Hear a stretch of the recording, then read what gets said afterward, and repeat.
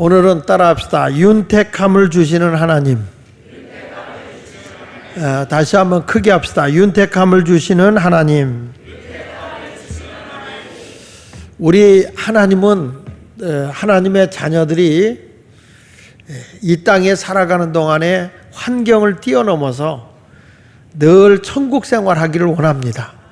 내가 환난이 오거나 어떤 옥중 안에 있어도 하늘의 놀라운 비밀을 깨닫는 사람은 그 자리가 천국이요. 내 주 예수 모신 것이 그 어디나 하늘나라에 그게. 근데 그러니까 우리 그리스도인들이 살아간다는 것은 그냥 뭘 많이 가졌다고 해서 사람이 윤택함을 얻는 건 아니에요. 사람이요, 많은 걸 가지면 행복할 것 같지만 많은 거 가져가지고 싸우는 집들도 많거든요. 근데 예수 믿는 사람은 무엇을 많이 가졌던 안 가졌던 환경을 초월해서 하나님의 그 은혜를 잊고 살아가는 게 그게 윤택함이에요. 그래서 예수 믿는 사람은 그저 늘 천국 생활이 이루어져야 됩니다. 그러니까 우리 대부분의 사람들이 무슨 문제를 가지고 지옥 생활하냐면 이 돈 문제 때문에 지옥 생활하는 거예요. 사람이 그렇게 행복하던 사람들도 돈으로 인해서 의가 상하고 형제 간에 원수가 되고 또 부모와 자녀 간에도 원수가 되고 이런 일들이 부부 간에도 돈 때문에 살인하기도 하고 말이죠. 요 근방에 그 며칠 전에 우리 교회를 누가 찾아왔어요. 교인이 아닌데 찾아왔는데 그게 뭐냐면 요 우리 교회 주변에 있는 데서 일어난 일이에요. 형제 간에 부모가 물려준 집 문제 때문에 상속 문제 때문에 그 문제 때문에 찾아와서 우리 집사람한테 뭐라고 같이 대화를 했다는 거예요. 그래서 제 아내가 그랬다는 거예요. 참 부모님이 그 큰 빌딩도 아닌데 조그만 건물 하나 가지고 이렇게 형제 간에 서로 불신하고 그 돈 몇 푼 때문에 그거 너무 안 됐다고 그렇게 얘기를 했더니 그러게 말입니다. 그러니까 이 사람은 형을 의심하고 형은 아우를 의심하고 이런 모습인 거예요. 이게 뭐가 그 두 사람 사이를 그렇게 의를 상하게 했느냐 하면 결국엔 돈인 거예요. 그러니까 돈은 많아서 행복한 게 아니고 또 없어서 불행한 것도 아니야. 그러니까 있거나 없거나 내 주 예수 모신 그곳이 천국이 돼야 돼요. 그래서 저분은 정말 하나님의 은혜 속에서 모든 것이 부족함이 없이 살아가는 사람이구나. 할렐루야. 왜냐? 이스라엘 백성이 하나님의 은혜를 잊고 애굽에서 나와서 광야의 길을 걸어가는데 뭘 들고 산더미 같이 많이 갖고 있어서 산 게 아니에요. 하루하루 하나님이 만나를 내려주셨다 그랬어요. 뭐 쌓아놓고 사는 것도 아닌데 그저 날마다 하나님께서 그날 먹을 양식을 주는데 그것도 얼마 동안? 40년 동안. 40년 동안을 그날 이렇게 주시는 거예요.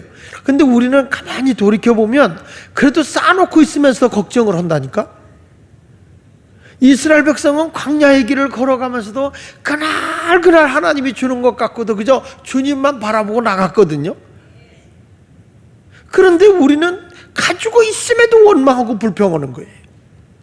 그러니까 지금 여러분들이 행복하지 못한 것이 뭐 돈이 없어서도 아니고 또 돈이 많아서도 아니고 그렇다고 여러분들이 뭐 그렇게 또 뭐 세상에서 뭐 행복을 많이 권력을 많이 가지고 있었는 것도 아니에요. 뭐 때문에 윤택한 삶을 살지 못하느냐면 하나님의 은혜를 신뢰하지 못하기 때문에 윤택한 삶을 살지 못하는 거예요.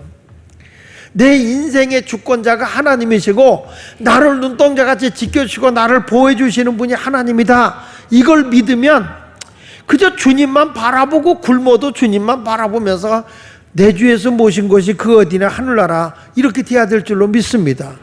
여러분, 예수님은 이 세상에 부유한 자로 오셨다고 그랬어요? 가난한 자로 오셨다고 그랬어요? 가난한 자로 오셨다고 그랬어요. 왜? 내가 가난한 자로 와서 너희를 부유하게 하기 위함이라는 거예요. 예수님은 얼마나 가난한지 아세요? 인자는 머리 둘 곳도 없다 그랬어요. 인자는 머리 둘 곳도 없다는 것은 무슨 얘기인지 아시죠? 내 집도 없고 전셋집도 없고 사골세도 없다는 거예요. 그저 우리 주님은 토굴 같은 데서 그냥 지나가면서 사시면서 복음을 위해 사시는 거예요. 그래도 거기가 천국인 줄로 믿습니다. 예수님이 예루살렘 성전을 정화하고 이제 십자가에 못 박히기 얼마 전에 예수님이 저녁 때가 됐어요. 저녁 때가 됐는데 예수님이 시장하셨다고요. 그래서 먹을 게 없을까? 그러고 갔더니 큰 무화과 나무가 보였다는 거예요. 그 무화과 나무한테 가서 예수의 열매를 찾아보니까 잎은 무성한데 뭐라고 그랬죠? 열매가 없었다 그랬어요. 그 예수님께서 너는 다시는 열매를 맺지 못할 것이다. 그리고 성전에 정화하러 올라가셨잖아요. 그 말은 무슨 얘기죠? 예수님은 밤에도 끼니가 없으셔서 굶고 올라가셨다는 거예요. 뭐 예수님이 우리처럼 배불리 먹고 너무 배불러서 심야기도 때 졸고 앉아있는 그 정도가 아니야. 숨 차가지고 헐떡헐떡 뿐이 아니라 예수님은 배고픈 거예요. 배고파서 혹시 이 무화과 나무에 열매가 있을까 하고 했더니 열매가 없어요. 그래서 예수님은 그냥 저녁도 못 드시고 성전을 정화하러 올라가셨다가 새벽녘에 제자들과 함께 내려와서 보니까 베드로가 아이고 어저께 예수님 저주한 무화과 나무가 말라 죽었습니다 이렇게 말하잖아요. 그러니까 예수님이 밤새 굶으신 거죠. 밤새 굶으신 거예요. 그러니까 예수님은 이 세상 오셔서 우리처럼 무슨 뭐 호화롭게 산 것도 아니고 넉넉하게 드신 것도 아니라고요. 그리고 예수님은 이 땅에 오셔서 한 얘기가 우리의 모든 허물과 죄를 위해서 십자가에 죽었고, 그리고 너희들을 의롭게 하기 위해서 부활했고, 또 내가 채찍에 맞은 것은 내 모든 병을 다 건강하게 하기 위해서 내가 채찍에 맞았다. 한마디로 예수님은 다 저와 우리 모두를 위해서 예수님이 다 내주셨다 그거예요. 이 세상에 가난하게 된 것도 우리를 부요한 삶이 무엇인지를 알려주기 위해서 예수님이 그렇게 사신 것이고, 예수님이 나무에 달린 것은 내가 내 죄를 다 도말하기 위해서이고, 예수님이 부활한 것은 내가 너를 의로워져서 하나님과 화목하게 하기 위한 것이기도 하고, 채찍에 맞은 것은 내 병을 고쳐주기 위해서라고 성경은 그렇게 말합니다. 우리 같이 한번 읽어보겠습니다. 베드로전서 2장 24절에 말씀하기를 이렇게 말씀하잖아요. 자, 시작. 친히 나무에 달려 그 몸으로 우리 죄를 담당하셨으니 이는 우리로 죄에 대하여 죽고 의에 대하여 살게 하려 하심이라. 그가 채찍에 맞음으로 너희는 뭐 했다고요? 나음을 얻은 거예요. 그러니까 예수 안에서 우리는 죄 문제도 해결되고 하나님과의 관계도 화목하게 되고, 예수 안에 있으면 우리가 내 사명 있는 한 내 병도 고쳐주시겠다 약속하고 있는 거 아닙니까? 그러니 예수 안에 모든 것이 다 있는 거예요. 그러니까 내 주에서 모신 그것이 어디요? 하나님 나라예요. 그게 하나님의 나라. 그러니까 예수님과 함께하는 사람은 슬픔이 없이 그저 기쁘게 주님을 찬송하며 살아갈 수 있는 줄로 믿습니다. 그래서 슬픈 마음 있으면 예수 이름 믿으면 그저 기쁨이 한량없이 넘쳐나겠죠. 그리고 우리 예수님이 친히 부유하신 자로서 가난하게 된 것은 우리를 부유하게 하기 위함이라고 분명히 성경에 고린도후서 8장 9절에 말씀하시더라고요. 한번 읽어봅시다. 우리 주 예수 그리스도의 은혜를 너희가 알거니와 뭐 하신 이로써? 부유하신 이로써 너희를 위하여 가난하게 되심은 뭐라고 그랬어요? 그의 가난함으로 말미암아 너희를 뭐하게 하려고? 할렐루야. 여러분, 예수만 믿으면 영생을 얻어요. 예수만 믿으면 우리가 영생을 얻어 구원받아 천국 가는 거 아닙니까? 그러나 그걸 역으로 생각하면 내가 예수를 안 믿으면 영생도 못 얻는 것이고 구원도 못 받는 것이고 천국도 없는 거예요. 여러분, 주님의 그 놀라운 은혜와 사랑을 내 것으로 받아들이면 하나님의 넘치는 은혜와 사랑과 복이 우리에게 임하게 될 줄로 믿습니다. 그런데 주님의 은혜와 사랑을 깨닫지 못하고 여러분들이 그 주님의 은혜와 사랑을 받아들이지 않고 믿지 않는다면 우리 주님이 예비하신 그 크신 은혜와 사랑과 그 약속된 복이 다 쓰레기통으로 들어가는 거예요. 근데 예수를 내 안에 참 모시고 살면 그 안에서 부족함이 없도록 이루어준다고 말씀하잖아요. 그래서 구주에서 의지함이 심히 기쁜 일이라는 거예요. 여러분, 예수를 내 안에 모시고 살게 되면 그 안에 모든 게 다 있어요. 우리가 신앙생활하면서 세 가지 원리를 꼭 기억해야 돼. 뭐냐? 첫째, 기도하면 응답해 주겠다고 그랬어요. 이 원리야, 원리. 너희들 낭망하지 말고 내 이름으로 무엇이든지 기도해라, 내가 이루어 줄게. 이 성경 약속의 말씀을 믿어야죠. 믿어야지. 다시 크게, 주님의 약속입니다. 기도하면 뭐 해준다고 약속했어요? 응답해 준다고 약속해. 이게 신앙생활의 원리예요, 원리. 근데 우리는 왜 기도를 안 할 수가 있냐는 거지. 기도를 기도하면 분명히 주님이 약속했잖아요. 우리는 뭘 믿고 하느냐? 하나님의 약속은 변함이 없어요. 신앙생활은 하나님의 약속을 믿고 나가는 거예요. 자, 그러니까 기도하면 뭐 주신다? 응답한다. 따라합시다. 예수 믿으면 영생과 구원을 얻는다. 다시, 예수 믿으면 천국은 내 것이다. 이게 약속이야, 약속. 예수 믿으면 영생도 주고 구원을 준다. 이 성경의 약속이잖아요. 그 다음에 또 성경은 뭐라고 말하냐? 심어야 거둔다. 따라합시다. 심어야 거둔다. 심지 않고 거두는 방법이 없어요. 하나님은 항상 심어야 거둔다, 이렇게 말씀하고 있잖아요. 콩 심으면 콩 나는 것이고, 팥 심으면 팥 나는 것이고, 호박 심으면 호박 나는 것이고, 오이 심으면 오이 나는 것이고, 오이넝쿨에서 수박 나는 것 없어요.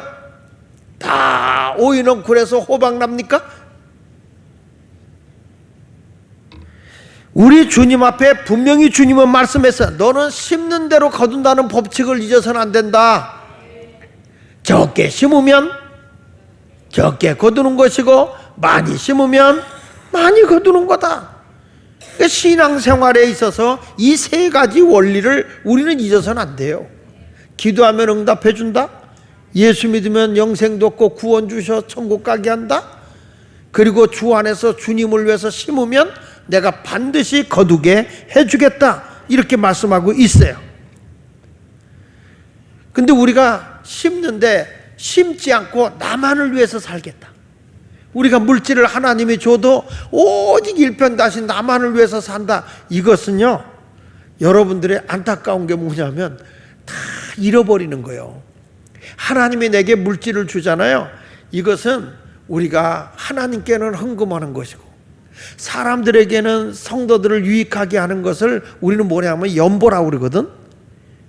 그래서 우리가 그 연보라는 것과 헌금이라는 건 달라요. 하나님께 드릴 때는 헌금이고, 어려운 사람을 만나서 돕는 건 연보라고 그래요. 성경을 이렇게 구별해 보면. 그래서 우리가 이런 것을 쭉 이렇게 더듬어 보면서 하나님 앞에 내가 하나님 앞에도 심어야 되고, 그리고 이웃에게도 나눌 수 있어야 돼요.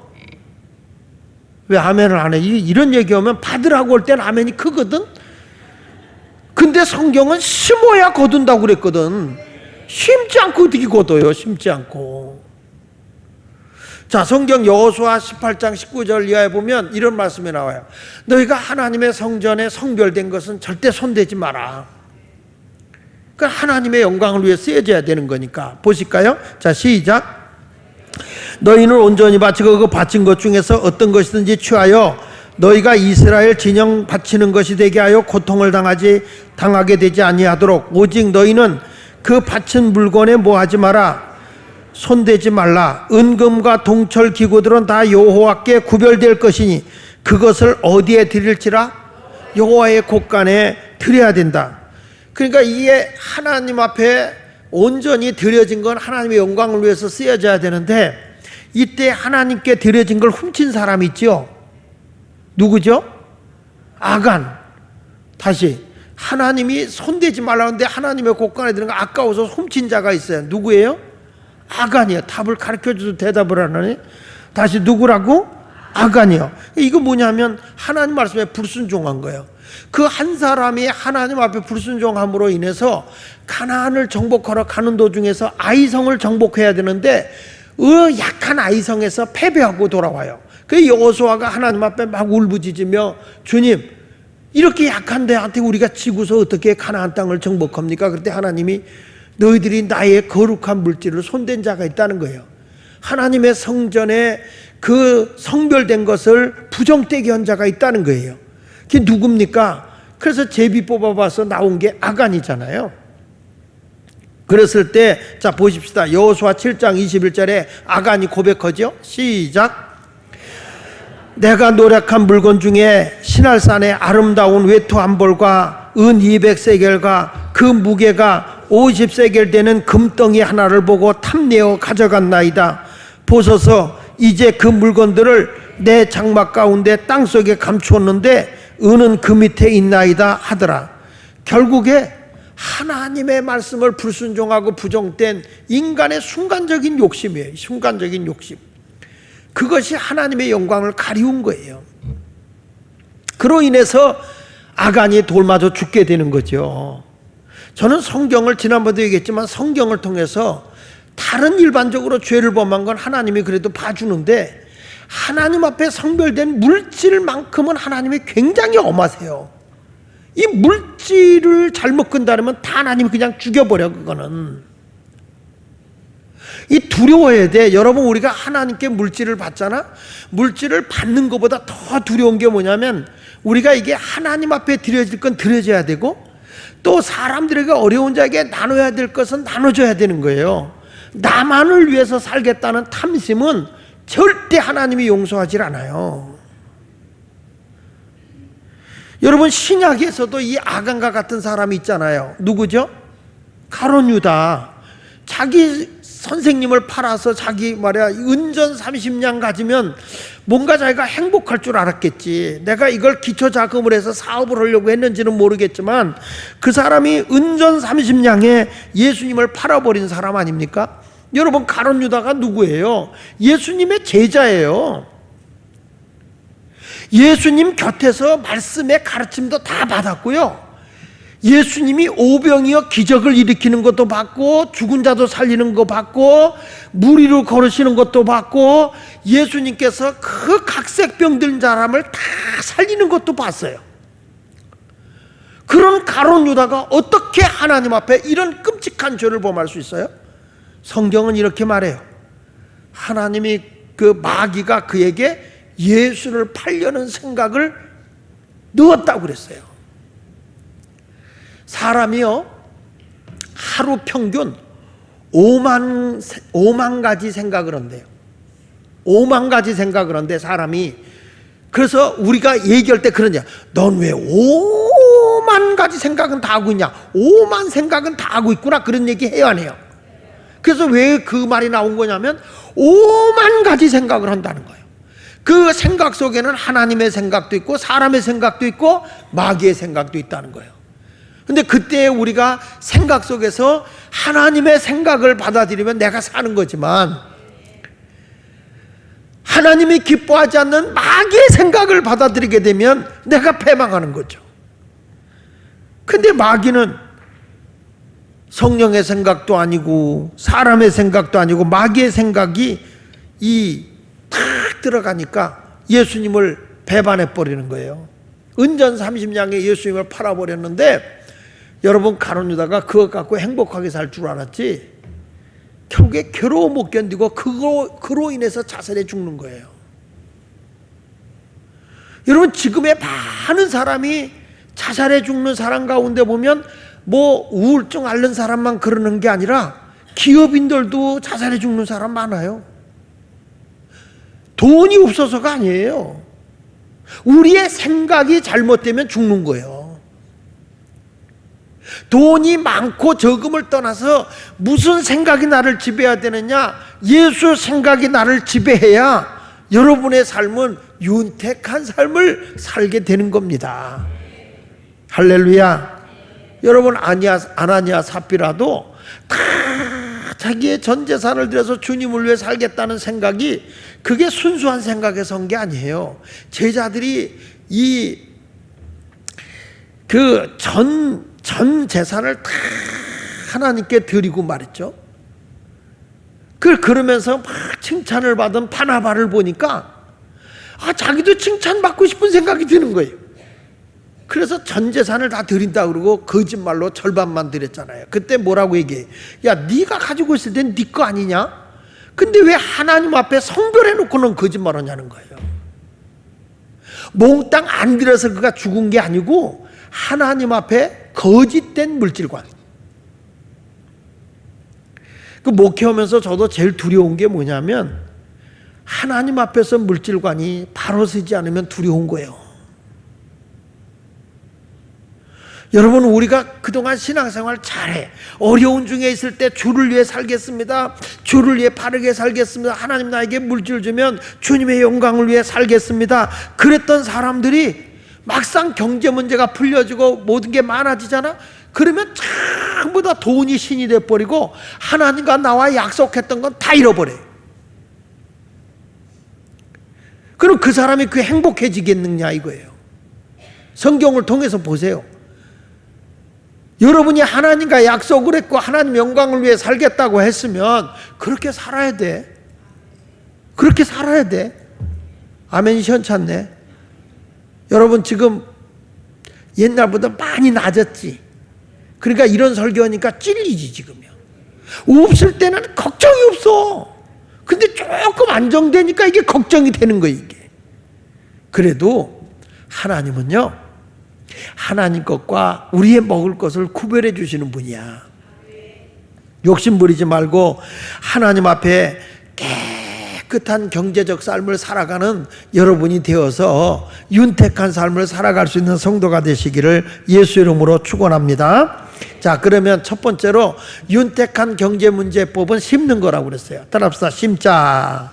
자, 고린도후서 9장 6절로 7절에 보니까 같이 읽어봅시다. 시작. 이것이 곧 적게 심는 자는 적게 거두고 많이 심는 자는 많이 거둔다 하는 말이로다. 각각 그 마음에 정한 대로 할 것이요 인색함으로나 억지로 하지 말지니 하나님은 뭐라고 그랬어요? 즐겨내는 자를 사랑한다라고 말씀하고 있어요. 자, 여러분에게 부탁하는 거 하나 있어요. 신앙을 도박하지 말라는 거예요. 신앙생활을 도박하는 것처럼 믿지 말라는 거예요. 하나님, 내 이번에 이렇게 왕창 주면 내가 하나님을 위해서 왕창 할게, 이렇게 하지 말라는 거예요. 그저 주님 뜻대로 하나하나 내가 실천하고 가면 하나님이 감당할 만큼 하나하나 끌어올려주는 거예요. 근데 우리는 하나님의 나라를 위해서 헌신하고 하나님의 영광을 위해서 살겠습니다 라고 얘기해 놓고 나서는 그걸 못한다고요. 어떤 분은 이런 얘기 하더라고요. 몽땅 드리는데 하나님은 여러분 어디를 봐도 몽땅 드리라고 한 적이 없어. 이단들은 몽땅 드리라고 하는데 성경은 그렇게 말하지 않아요. 먹을 것과 심을 것을 동시에 주는 하나님이라고 그랬어요. 성경을 읽어볼게요. 고린도후서 9장 8절에 보니까 10절까지. 자, 시작. 하나님이 능히 모든 은혜를 너희에게 넘치게 하시나니 이는 너희로 모든 일에 항상 모든 것이 넉넉하여 모든 착한 일을 뭐하게 하려고. 그러니까 여러분 항상 모든 일에 하나님은 넉넉하게 주시는데 왜 넉넉하게 두느냐? 착한 일을 넘치게 하게 하려고. 믿으세요? 분명한 성경의 목적을 주고 있어요 우리에게. 왜 너에게 복을 주는지 아냐? 너 집 몇 채 사고 살라 그거 아니라는 거예요. 착한 일을 넘치게 하게 하려고. 그러면서 기록된 바, 시작. 기록된 바 그가 흩어 가난한 자들에게 주었으니 그의 의가 영원토록 있느니라 함과 같으니라. 크게 심는 자에게 씨와 먹을 양식을 주시니까 너희 심을 것을 주사 풍성하게 하시고 너희의 의의 열매를 더하게 하신다. 자, 여기 보니까 심는 자에게 무엇도 주시고 씨도 주시고 무엇도 준다? 먹을 양식도 준다는 거예요. 자, 저는 시골에서 살아서 시골에 살아봐서 알아요. 시골에 살아서 아는데 농부가요, 우리 어머니 아버지를 보니까 이렇게 감자를 캐거나 또 무슨 뭐 수수를 심거나 콩농사를 짓거나 하다 보면 콩이 좋거나 옥수수가 아주 탐스럽게 압박지게 든 것들 있잖아요. 그게 씨야. 가장 좋은 걸 씨로 묶어서 이렇게 해놔요. 이 벼도요 아주 잘 있고 벼다리 크고 촘촘하게 열려 있으면은 그 벼가 벽씨야. 그게 벼씨야. 벼씨라고. 응? 절대 여러분 감자도 찌그러진 거 씨 남겨놓는 법이 없어. 그냥 그런 건 대충적으로 못 먹을 거는 아예 이렇게 항아리 같은 데다가 이 돼지 감자 같은 거 막 거기다 넣고 우려서 썩혀. 그래가지고 그 녹말가루로 뭐 해 먹죠?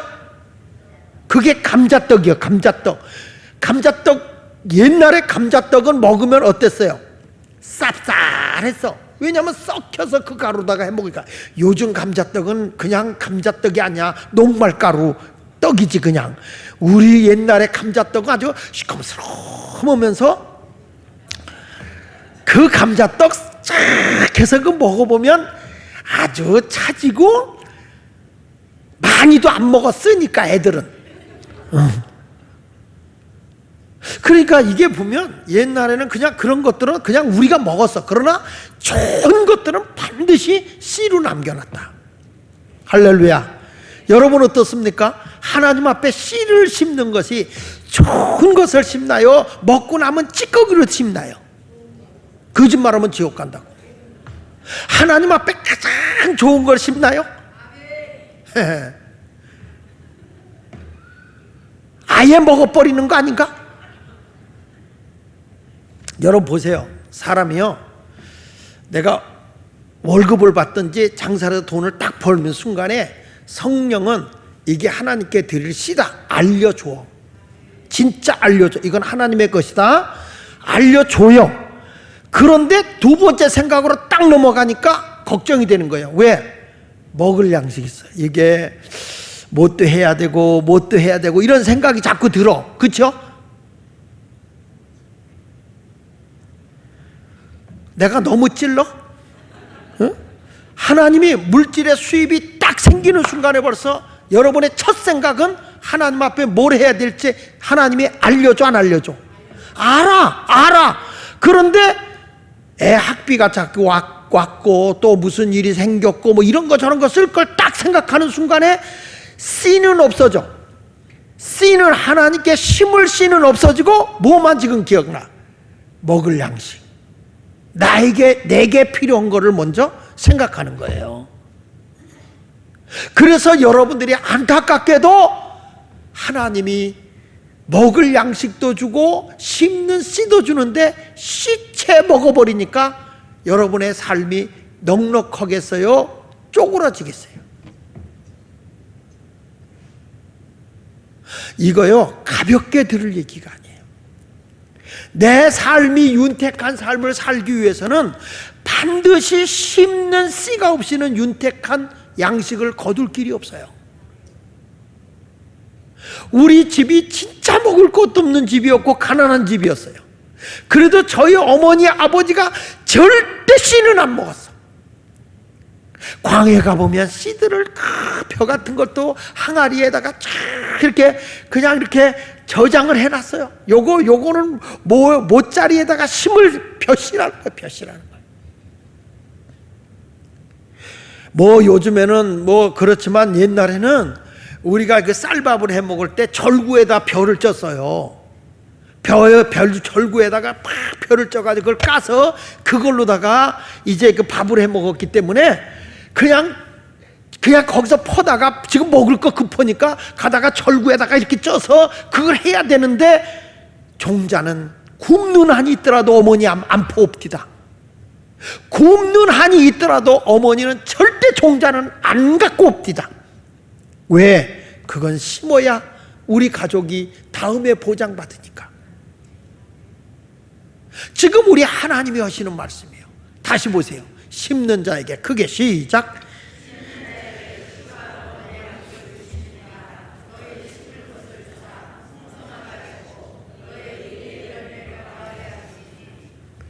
여러분들이 물질을 딱 보는 순간에 내가 이게 하나님께 이 얼마를 드려야 되겠구나 하는 첫 생각을 딱 주면은 그저 감동을 받는 순간에 눈치 보지 말고 이게 심어야 할 씨구나.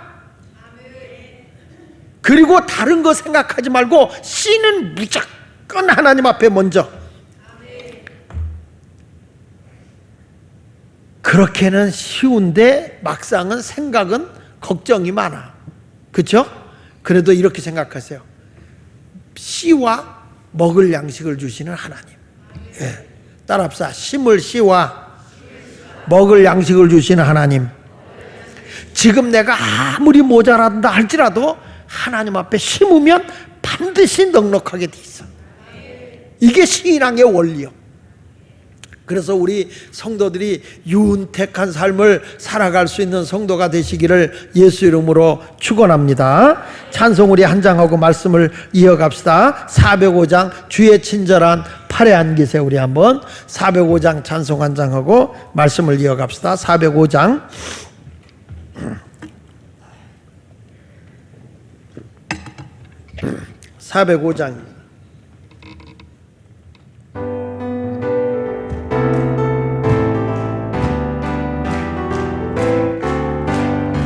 주의 친절한 발에 안기세. 우리 마음이 평안하리니 항상 기쁘고 복이 되겠네. 영원하신 발에 안기세. 할렐루야. 주의 팔에 그 크신 팔에 안기세. 주의 팔에 영원하신 팔에 안기세. 날이 갈수록 주의 사랑이 광명하게 비치고 아멘. 족성 가는 길 편히 가리니 영원하신 발에 안기세. 아멘. 주의 팔에 크신 팔에 안기세. 아멘. 주의 팔에 영원하신 팔에 안기세. 주의 보좌로 나갈 때에 기뻐 찬미 소리 외치.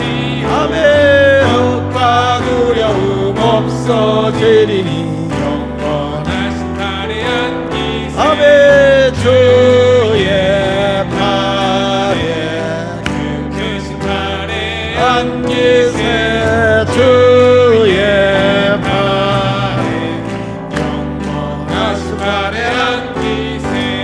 할렐루야. 자, 여러분이 아침에 딱 눈 떴어. 딱 첫 생각이 무슨 생각이요? 새벽에 눈 떴어. 첫 생각이 무슨 생각이 딱 떠올라야 돼? 새벽 기도. 하나님 앞에 영적으로 내 시간을 드릴 그 시간이 떠올라야지. 그게 영의 사람이죠. 자, 일주일에 주일이 왔어. 첫날 딱 떠오를 게 뭐예요? 예배 드리러 가야지. 물질이 왔어. 딱 영의 생각이 뭐예요? 11조 해야지. 이게 딱 떠올려야 돼. 자, 낯선 사람, 예수 안 믿는 사람 만나서 무슨 생각이 딱 떠올려야 돼요? 영의 생각. 전도해야지. 이런 생각. 근데 여러분들이 이미 영이 죽어 있으면 전혀 새벽에도 새벽기도 상관없고 주일날 때도 바쁜 일 있으면 거기부터 내빼고 물질을 봐도 11조가 눈에 들어오지도 않고 이게 다 뭐냐면 하나님과 나와의 관계가 이미 무너진 거예요. 무너진 거예요. 영이 깨어있으면 하나님 앞에 온전히 그 정신이 들어있어야 되잖아요. 농사 짓는 사람이 농사에 거기에다가 항상 바쁘게 움직이는 것 같아도 농사를 뭐 해야 될 거냐, 봄이 왔구나, 뭘 준비해야 될 거나 다 알아. 다 준비하고 있어요. 이게 농부요. 그럼 예수 믿는 사람도 우리가 심는 자에게 씨와 먹을 걸 주시는 하나님 앞에서 바르게 생활하면 여러분들이 하나님 부유하게 하신단 말이에요. 넉넉하게 한다는 거예요. 그런데 내 인생이 그 윤택함이 없다면, 내 인생에 하나님은 나를 윤택하기를 원하셔서 친히 가난한 자로 오셨는데 내가 윤택함이 없다면, 내가 계속 가난하고 하다면 가난을 회개해야지. 두 번째 가서 한 거예요. 따라합시다. 윤택함이 없다면 가난을 회개하라. 자, 고린도후서 9장 9절 보세요. 시작. 기록된 바 그 흩어 가난한 자들에게 주었으니 그의 의가 영원토록 있느니라 함과 같으니라. 성경 잠언 11장 24절 보면 이렇게 말해요. 흩어 구제하여도 더욱 뭐가 되고 부하게 되는 일이 있나니 과도에 아껴도 가난하게 된다. 여러분 성경을 보세요. 내가요, 이거 아까 얘기했어. 헌금은 하나님께 드리는 거지만 연보는 내가 구제해야 된다든지 적선을 해야 된다든지 할 때 연보예요. 그래서 성경을 이제 조금 이따 내가 한번 다시 찾아보겠지만 헌금과 연보의 차이를 제가 얘기하겠지만은 다 성도를 위해서거나 이웃을 위해서 드리는 건 연보야. 근데 하나님을 위해서 드리는 건 헌금이야. 근데 여기 성경에 보니까 내가 흩어 구제하여도 사람에게 내가 나눠야 할 씨가 있단 말이에요. 그래도 부하게 되지만 내가 잘 따지고 과도히 아껴도 어떻게 된다고? 가난하게 된다는 거예요. 하나님은 다시 말하지만 심을 것과 먹을 양식을 같이 주는 분이란 말이에요. 어떤 사람은 그래요. 난 뭘 해도 뭐가 안 풀린다고. 하나님이 안 풀리게 하는 이유가 뭘까요? 여러분의 생각이 잘못되면 안 풀리는 거예요. 자, 우리 주님은 왜 윤택한 삶을 준다고 그랬어요? 착한 일을 넘치게 하려고. 우리가 전략하고 사는 거 좋아요. 그래야 부자가 되죠. 그러나 전략하는 삶의 목적은 뭐냐? 나누기 위해서예요. 아멘. 그래서 성경에 뭐라고 그래? 내가 대접받고 싶으면 뭐 하라고 그랬어요? 대접해라. 대접받고 싶은 만큼 남을 대접하라는 거예요. 과도히 아껴도 가난하게 되는 거다. 너만을 위해서 움켜주면 하나님이 흩어놓는다는 거예요. 누가복음 12장에 보면 부자가 뭐라고 그랬어요? 더 이상 창고에 쌓아놓을 게 없으니 먹고 마시고 즐기자. 나만을 위해서 살자 그랬더니 우리 주님 뭐라 그래요? 어리석은 자요, 오늘 밤에 내 생명을 취하면 내 쌓아놓은 게 누구 거냐? 근데 우리 주님은 여러분들을 아주 윤택한 사람이 되기를 원하고 있어요. 자꾸 내가 베풀면서 나누면서 사는데 하나님은 점점 나에게 착한 일을 하게 하려고 점점 잘 되게 한다는 거예요. 잠언 11장 25절에 이렇게 말합니다. 같이 읽어봅시다. 시작. 구제를 좋아하는 자는 뭐해질 것이요? 풍족해질 것. 그 다음에 남을 윤택하게 하는 자는 나도 윤택해진다는 거예요. 남을 윤택하게. 우리 가게가 있는데 옆에 똑같은 업종이 들어서 가게가 잘 돼. 그러면 아유 하나님 그 사람 미워하지 말고 하나님 저 사람도 잘 되고 저 사람도 잘 되고 나도 잘 되게 해주세요. 이래야 돼. 하나님 저 집은 쫄딱 망해가지고 우리 집만 오게 하지. 근데 미안한 얘기지만 그 집이 망하면 여기도 망해. 이게 저기 종로에 가보니까요, 종로에는 약국만 쭉 있는데 되더라고. 하나만 있으면 될 것 같아. 그렇지 않더라고요. 점찍도 모여있는 데가 되더라고. 여기저기 있는 데는 안 돼. 교회도 자꾸 모여있는 데는 돼. 그만큼 사람이 많다는 거예요. 말귀를 못 알아듣나? 여러분 희한하잖아? 저 황학동 저쪽으로만 가도 교회가 별로 없지요. 시장 통하는 그쪽으로. 그렇죠? 근데 여기는 교회가 많아. 교회도 모이는 데가 돼. 말귀를 못 알아듣나? 중앙시장에 상권이 많이 모였으면 사람이 많이 오는 거예요. 여러분 지난번에 그런 얘기 하더라고. 여기 평화시장 바깥에 막 노점상 단속을 한다 그러니까 그 어떤 분이 그런 얘기다. 노점상이 있음으로써 점포가 산다고 그러더라고. 점포로 들어가 노점에 막았다. 이왕 여기 온 김에 노점에서 보지 말고 점포로 한번 들어가 보자. 가지고 평화시장이고 뭐 이렇게 들어간다는 거예요. 에? 사람이 그런 거예요. 떡볶이 골목은 떡볶이가 모여 있어야 사람이 떡볶이 골목으로 가는 거예요. 말귀를 알아듣나 모르겠어요? 여러분 우리가 나만 윤택하고 저 사람이 안 되기를 바라는 게 아니라 남을 윤택하게 하는 자가 나도 윤택하게 된다. 그러니까 저 사람도 잘 되고 나도 잘 되고. 할렐루야. 여러분 그런 모습의 삶을 살아가시길 축원합니다. 저기 보세요. 고린도 후서 9장 11절에 보니까 너희가 모든 일에 넉넉하여 뭐라고 그랬죠? 너그러운 연보를 하면 그들이 우리로 말미암아 하나님께 감사하게 하는 거. 여기 보세요. 연보를 왜 하느냐? 연보를 받는 사람들이 하나님께 감사하게 된다는 거예요. 누굴 통해서? 그들이 우리로 말미암아. 우리가 연보라는 것은 사람에게 돕기 위해서 우리가 하는 하나의 구제비와 같은 거예요. 하나의 기부금과 같은 거예요. 그래서 이 봉사의 직무가 성도들의 부족한 것을 보충할 뿐 아니라 사람들이 하나님께 드리는 많은 감사로 말미암아 넘친다. 사람들이 그렇게 예수 믿는 사람들의 그 나눠주고 베푸는 것 때문에 하나님께 영광이 된다는 거예요. 그래서 우리가 신앙생활하면서 하나님께 드리는 헌금도 있지만 우리가 사람을 돕는 연보도 필요한 거예요. 근데 사람들이 연보와 헌금을 같은 정으로 보는데 그렇지 않아요. 다시 말한다. 헌금은 하나님의 은혜를 감사해서 하나님께 드리는 예물이에요. 그래서 예배에 들어가 이 헌금은 11조와 감사와 이런 헌금은 그렇게 들어가는데 이게 그렇지 않은 데는 이게 구제와 이런 걸로 가는데 한번 우리가 성경을 좀 찾아볼게요. 성경을 보면 이렇게 말합니다. 우리 그 요한복음 4장 23절부터 우리가 좀 보는데 거기 보면 한번 좀 찾아보실래요? 요한복음 4장 23절에 보면 아버지께 참으로 예배하는 자를 찾는다 그랬거든요. 아버지께 예배하는 자를 찾는데 신령과 진정으로 예배하는 자를 하나님이 찾아요. 그래서 이때 신령과 진정으로 아버지께 예배 드릴 때 드리는 예물이 뭐라고 그랬다고요? 그건 헌금이야. 근데 반면에 이런 겁니다. 누가복음 21장 1절에 보면요. 이런 말씀이야. 예수께서 누가복음 21장 1절에 예수께서 눈을 들어 부자들이 헌금함에 헌금 넣는 것을 보시고 이렇게 말해요. 여기 다시 한번 시작.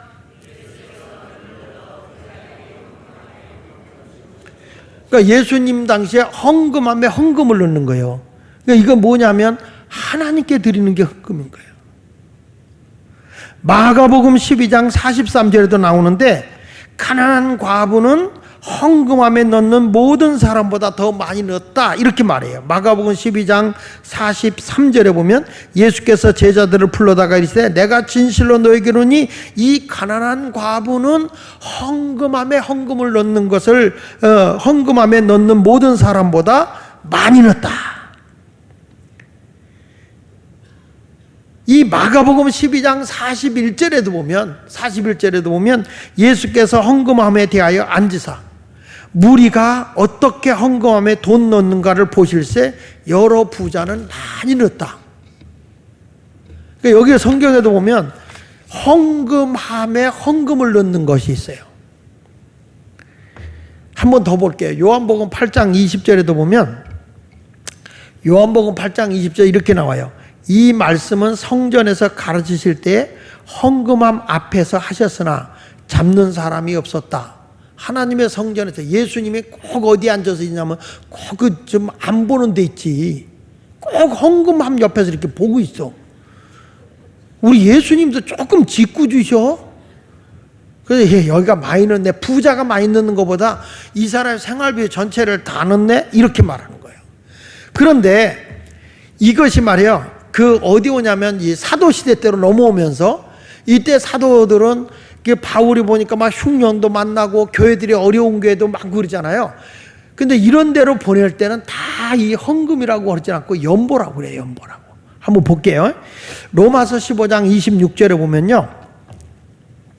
이렇게 말합니다. 로마서 15장 26절에 보면 이는 마게도냐와 아가야 사람들이 예루살렘 성도 중 가난한 자들을 위하여 기쁘게 얼마를 연보하였다. 여기 보세요. 누구를 위해서 연보를 했다고 그랬어요? 예루살렘 성도 중 가난한 자들을 위해서. 다시 잘 봐요.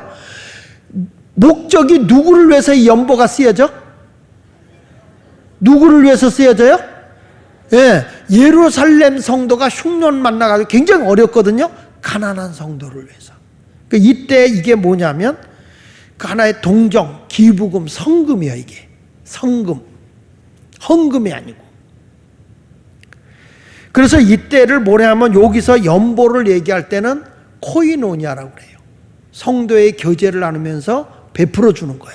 그러니까 여러분 이걸 잘 구별해야 돼. 성경에 그 복음서에는 헌금으로 나오고 사도들 뒤에 가서 보면 사람들에게 하는 거에 대해서 전부 다 연보로 5가지로 나와요.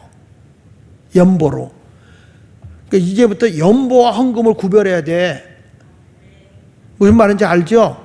성경에 어디 보냐면 로기아라고 하는데 고린도서 16장 1절 이하에 보면 거기 이제 이렇게 모금하는 것이란 이렇게 수집하는 거 이렇게 이제 모아가지고 어디를 좀 도와주자 할 때 우리 뭐 재난이 오거나 뭐 할 때 그러면 뭐 모금 운동 하지요?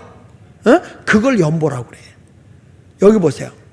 누구를 위하는 연보? 하나님을 위하는 연보요, 성도를 위하는 연보요. 예, 이게 목적이 분명히 들어있어요. 여기에는 보면 성도를 위하는 연보에 관하여는 내가 갈라디아 교회들에게 명한 것 같이 너희도 그렇게 하라. 갈라디아 교회도 너희들 예루살렘 교회가 지금 어려움 만나고 있으니까 연보, 모금을 좀 해라. 그 성도들을 좀 돕자. 이런 그 연보의 사용 목적이 성경에는 분명히 나와 있어요. 연보의 사용 목적은 성도들을 위하여요. 어떤 성도? 어떤 성도? 가난하게 지금 어려움 당하고 있는 성도들을 위해서 하는 거예요. 자, 거기 보면 2절에 보면 이렇게 말해요. 매주 첫날에 너희 각 사람에게, 고린도서 16장 2절에 보면 매주 첫날에 너희 각 사람이 수입에 따라 모아두어서 내가 갈 때 연보를 하지 않게 하라.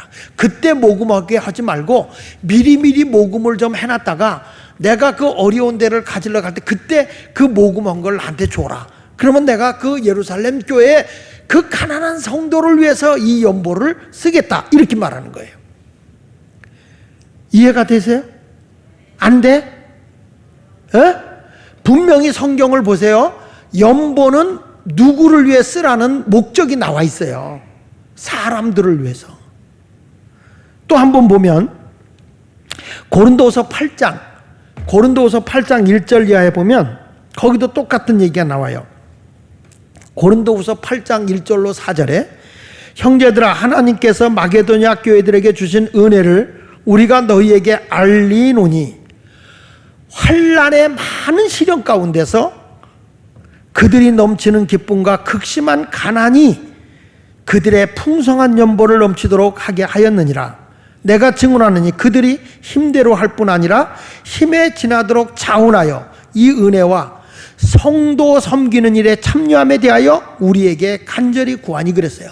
거기 보니까 하나님의 은혜를 받은 성도들이 누구 섬기는 일에? 성도를 섬기는, 지금 가난한 그런 그 흉년 인해서 어려움 당한 그 일에 섬기는 일에 너희가 어려운 중에도, 환난 있는 너희 중에도 그 기쁨과 감사함으로 너희가 풍성한 연보를 넘치겠다. 오늘 본문 고린도후서 9장 11절에도 똑같이 말하는 거예요. 고린도후서 9장 11절에도 보니까 너희가 이 모든 일에 넉넉하여 너그럽게 연보를 하면 그들이 우리로 말미암아 하나님께 감사하게 하는 것이다. 고린도후서 9장 1절에도 그렇게 말해요. 성도를 섬긴 일에 대하여 내가 너에게 쓸 필요가 없다. 그러니까 이것은 고린도후서 9장 1절부터 12절까지의 연보에 대해서는 뭐냐면 성도를 위해서 흉년을 만나고 지금 어려움 속에 있는 자들을 위해서 너희가 풍성한 연보, 너그러운 연보, 후한 연보 이런 것들을 다 했다. 제가 왜 이런 말을 여러분들에게 지금 하고 있냐면 성도들이 어느 교회에 이렇게 가서 보면 헌금과 연보를 잘 구별을 못하고 연보를 계속 얘기하는 분이 있어요. 바뀌었다고. 근데 그 연보는 사람에게 하는 거예요. 고린도후서 8장 20절에도 그게 나오죠. 이것을 조심하고 우리가 많은 이 거액의 연보에 대하여 아무도 우리를 비방하지 못하게 하려 한다. 교회 안에서 부유한 성도들이 돈을 모아서 가난한 성도를 돌봐주는 것, 이게 연보예요. 그래서 나는 여러분들이 부유한 사람이 돼서 하나님께도 해야 되지만 우리가 이웃의 어려운 자를 하고 선교지를 보내고 하는 이런 아름다운 일도 우리가 지역에 어려움 만난 사람, 이웃에 우리 성도 간에 어려움 만난 사람 이렇게 돕는 연보도 필요한 거예요. 그래서 우리 하나님은 여러분을 넉넉하게 해주기를 원하는 겁니다. 성경 한 대만 더 찾아보면 고린도후서 9장 5절 좀 한번 찾아봐요. 고린도 후서 9장 5절에 보면 이 연보라는 말이 율로기아라는 말인데 이거는 뭐냐 부조금이요. 칭찬이나 아름다운 말 좀 얘기하는데 같이 한번 읽어볼게요. 시작. 너희가 전에 약속한 연보를 어떻게 준비하라고? 전에 너희들 어려운 데를 위해서 작정을 하지 않았냐? 미리 준비하여 권면하는 것이 필요한 줄 생각하노니 이렇게 준비하여야 참보다 연보다 갑자기 이렇게 뭐해서 몹싸기 아니라 미리미리 준비해서 어려운 데를 도와주는 게 참연보다 이렇게 말씀하고 있습니다. 그래서 성경에서 사용하고 있는 헌금은 하나님께 드리는 11조라든지 감사헌금이라든지 하는 이런 여러 가지 주님의 나라를 위해서 우리가 쓰여지고 있는 이런 것들을 성경에서는 헌금이라고 구별을 했고요. 하나님 앞에 드려지는 걸. 그 다음에 이 가난하고 어려운 처지에 있는 이웃을 돌봐주는 것에 대해서는 이제 우리가 말할 때 모금이라든지 구제금이라든지 증여금이라든지 부조금 이런 것을 총칭으로 얘기할 때를 연보라 이렇게 말씀을 하고 있는 거예요. 오늘 심야기도 오신 여러분들은 연보도 하고 이웃과 나는 연보도 하고 뭣도 해야 돼? 헌금도 해야 되는 거예요. 그러니까 초대교회에 보면 하나님께도 헌금을 드리지만 사도행전 2장 44절로 45절에 보면 믿는 사람이 다 함께해서 모든 물건을 서로 통용하고 또 재산과 소유를 팔아 각 사람의 필요를 따라 나눠줬다고 그랬잖아요. 그렇죠? 그러니까 이 사람들이 부유한 사람들이 자기 걸 나누어서 각 사람의 어려운 사람에게 나눴어. 이거는 뭐예요? 연보예요, 연보. 근데 옥합을 깨뜨려 예수님에게 드렸던 한 여인이 뭐라고 그러냐면 이 복음이 전파되어지는 것마다 이 여인이 행한 일을 기념이 되게 하라고 그랬잖아요. 이건 누구에게 드린가? 주님께 드려진 거예요. 그래서 현대의 헌금은 헌금이라는 개념은 이거예요. 예배의 하나의 한 부분이에요. 헌금은. 그래서 내가 하나님 앞에 내 자신을 헌신합니다. 하나님 앞에 온전히 드려집니다. 이런 뜻을 담고 하나님께 온전히 헌금을 해야 될 줄로 믿습니다. 마가복음 12장 41절로 44절에 이렇게 말씀하는 거예요. 한번 읽어볼게요. 자, 시작. 예수께서 헌금함을 대하여 앉으사 무리가 어떻게 뭐라고 그러세요? 헌금함에 돈 넣는가를 보실세. 참 우리 예수님이 짓궂지요? 보고 있어요, 예수님은. 미국에 가니까 헌금 바구니가 아니라 헌금 접시요. 헌금 접시. 그러니까 헌금 접시니까 접시에 이렇게 보니까 헌금을 내는 걸 다 봐. 보이게. 우리는 어떻게 해요? 안 보이게 이렇게 꽉 넣어요. 특별히 동전 넣는 사람은 깊이 넣어요.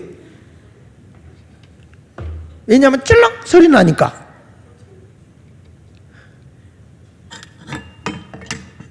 그래서 준비 없이 하는 게 아니라 준비 있게 하는 게 좋아요.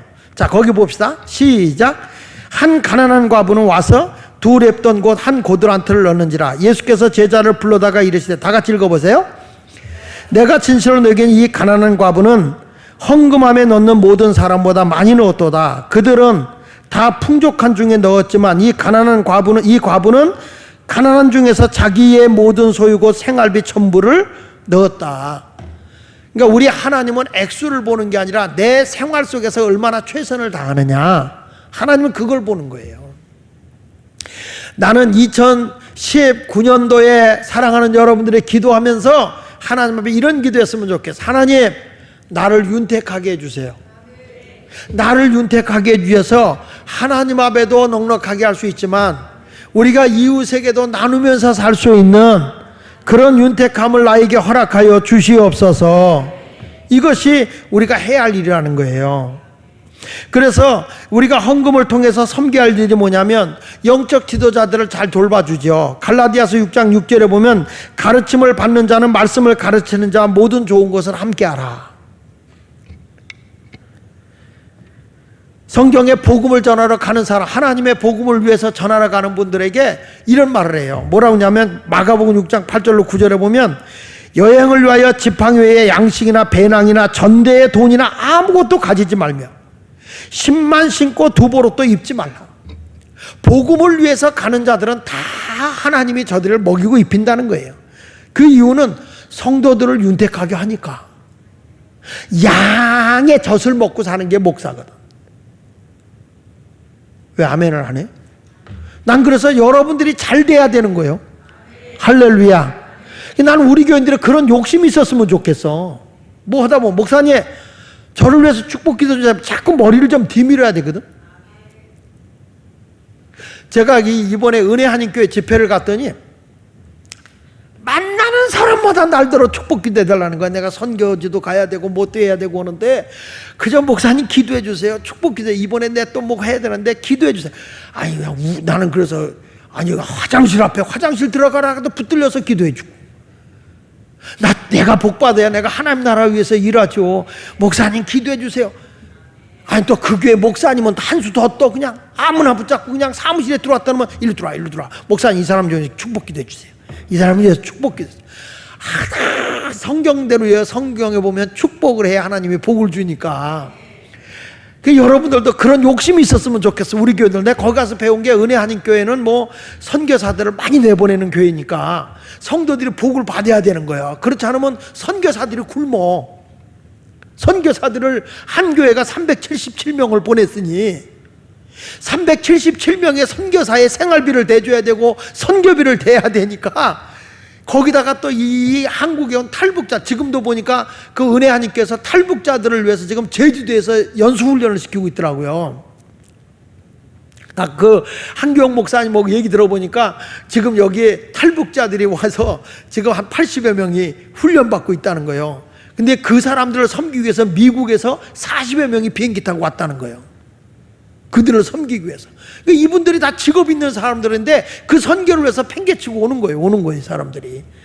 이 사람들이 고정이 돼 있대, 교인들한테. 이번에 당신은 선교지를 위해서 4번 가라. 당신은 이 탈북자나 이런 사람들을 섬기는 일에 한국에 3번 가라. 뭐 이런 식으로 다 배정이 돼 있다네. 말귀를 못 알아들어.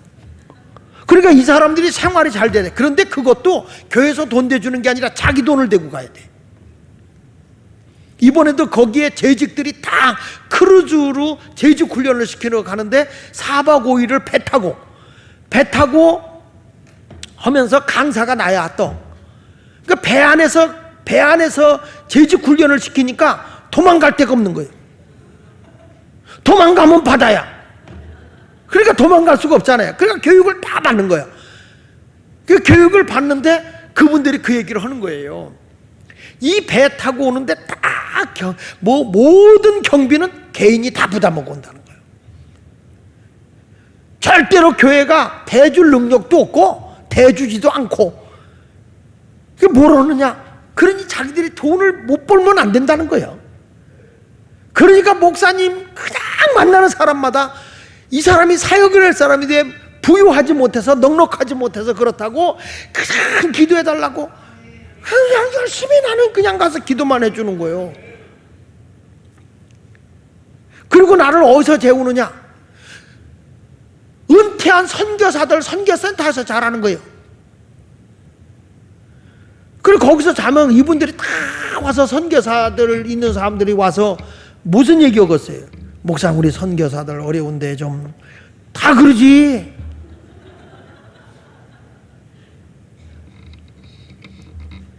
저는 여러분에게 말씀하고 싶은 거는 우리가 이렇게 좀 넉넉해야 된다는 거. 그래야 선한 일 많이 올 수 있잖아요. 내가 코가 석자인데 누굴 남을 도울 수 있어. 그러니까 하나님 나를 윤택하게 하여서 착한 일에 넉넉하게 일할 수 있는 내가 되게 하여 주시옵소서. 이렇게 기도하는 여러분이 되시기를 바랍니다.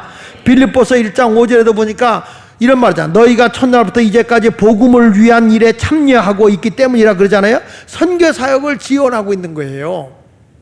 빌립보서 4장 15절에도 빌립보 사람들아 너희도 알거니와 복음의 시초에 내가 마게도냐를 떠날 때 주고 받는 일에 내 일에 참여한 자가 누구라고 그랬어요? 네, 참여한 교회가 너희 외에 아무도 없었다. 하나님의 복음 사역을 위해서 막 이렇게 이 넉넉한 일을 도왔던 교회가 어디냐? 빌립보 교회예요.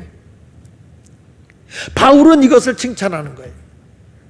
그 오늘 기도할 때 하나님 내가 주를 위해 살겠사오니까 경제적으로도 윤택해져야 되겠고, 가정도 평화로워야 되겠고, 또 여러분의 몸도 뭐 해야 돼? 건강해야 되겠고, 가정의 자식들이 속썩이면 되겠어? 안 되겠어? 안 돼. 가정이 평안하고 모든 일이 잘 돼야 돼.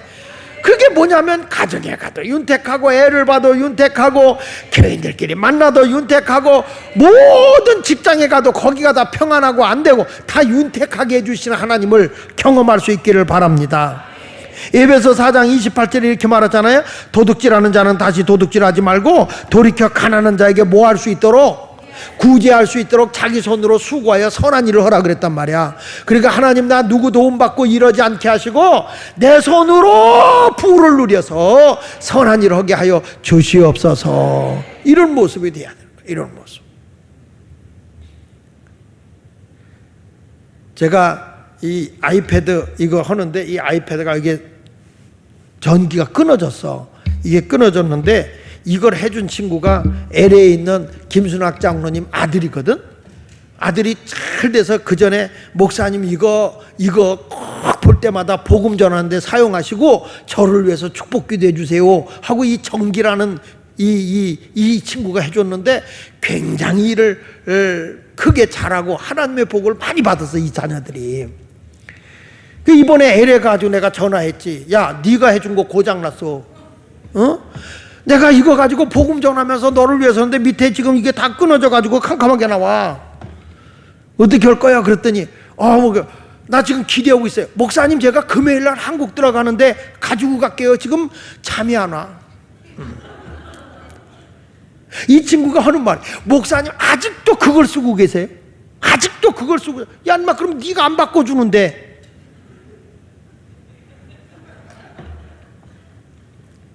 왜냐? 나는 우리 성도들이 기도를 자꾸 받아서 잘 돼야 된다. 윤택해야 된다. 어디 가도 그 사람 칭찬받는 사람이 돼야 된단 말이야. 이런 아름다운 신앙의 삶이 되시길 바랍니다. 누가복음 10장 33절로 34절에 사마리아 사람 강도 만났을 때 그 사람을 도와준 사람 있잖아요. 그렇게 어떤 사람은 여행 중에 거기 이르러 그를 불쌍히 여겨 가까이 가서 기름과 포도주를 그 상처에 붓고 싸매고 자기 짐승에 대어 주막으로 데려가서 돌봐줬다. 그러면서 예수님이 누가 강도 만난 자의 이웃이냐? 이 선을 베푼 사람이다. 너도 이와 같이 해라. 너도 이같이 하라 그러잖아요. 그리고 우리 예수 믿는 사람들은 나만을 위해서 사는 자가 아니요, 하나님만을 위해서 사는 것만도 아니야. 하나님을 위해서 살지만 또 이 세상에 하나님이 보내주신 수많은 영혼들, 가난하고 소외당하고 병든 영혼들이 얼마나 많냔 말이야. 우리의 손길이 닿아야 될 거 아니야. 그 하나님 앞에 이제 여러분들이 이렇게 놓고 기도해야 돼. 목적을 알았잖아. 내가 부자 돼야 하는 목적이 있잖아요. 내가 윤택해야 되는 분명한 목적이 있잖아. 그걸 놓고 하나님 앞에 얘기해. 하나님, 나 부자 안 되면 하나님 손해 아닙니까? 그렇게 얘기는 하는데 자기만 위해서 먹고 씨를 안 심으니까 문제지. 오늘 분명히 기억하세요. 씨와 먹을 양식을 주시는 주님. 난 우리 교회가 씨를 심는 성도들이 많기를 바랍니다. 마음에 정한 대로만 할 것이 아니라 즐거운 마음으로 이 사역을 감당해 나가길 원하면 아멘 합시다. 할렐루야. 잠언서 22장 8절 마지막 절에 이렇게 말하네요. 악을 뿌리는 자는 뭘 거두고, 이걸 역으로 계산해 봅시다. 선을 뿌리는 자는 뭘 거두고? 복을 거두는 거죠. 그렇죠? 다시, 악을 뿌리는 자는 뭘 거두고? 재앙을 거두고. 그 분노의 기세가 결국엔 그 사람은 몰락한다는 거예요. 그런데 내가 착한 일을 넉넉하게 하는 사람이 되면 여러분, 재앙은 나오고 상관이 없어. 하나님의 복락이, 하나님의 부가 우리의 생활 속에 넘치게 될 줄 믿습니다. 그래서 막 속상해가지고 악을 행하는 자가 분노가 막 기세 등등할 것 같아 다 쇠해지지만, 우리는 그저 하나님의 은혜로 친절을 베풀고 사랑을 베푸는데 그 기세가 점점 강해져. 우리 예수 마을교회가 그렇게 됐으면 좋겠어요. 나는 오늘 심야 기도 오신 여러분들이 하나님 앞에 오늘 딱 놓고 기도해. 하나님, 나는 세상을 윤택하게 하는 사람, 나는 하나님의 나라를 윤택하게 하는 사람, 그런 사람으로 하나님 나를 좀 써주세요. 이렇게 크게 놓고 기도하십시오. 여러분 누가 병든 사람이 있습니까? 하나님, 내가 기도하면 병든 자가 나을 수 있도록 영적인 은사를 나에게 허락하여 주사 나는 모든 사람을 윤택하게 하는 그런 내 영적인 사람이 되게 하여 주시옵소서. 이렇게 여러분 하나님 앞에 놓고 기도하는 성도가 되기 원하면 두 손 들고 아멘. 할렐루야. 다시 할렐루야. 그게 목적이 분명합니다. 하나님 앞에는 헌금, 사람 앞에는 연보, 이 두 가지를 넉넉하게 하기 위해서. 물질이 없으면 내가 기도하면 그냥 암덩어리가 뚝뚝 떨어지고 암세포가 다 떠나고 암이 말라 비틀어져 버리고, 할렐루야. 그런 역사가 임하기를 축원합니다.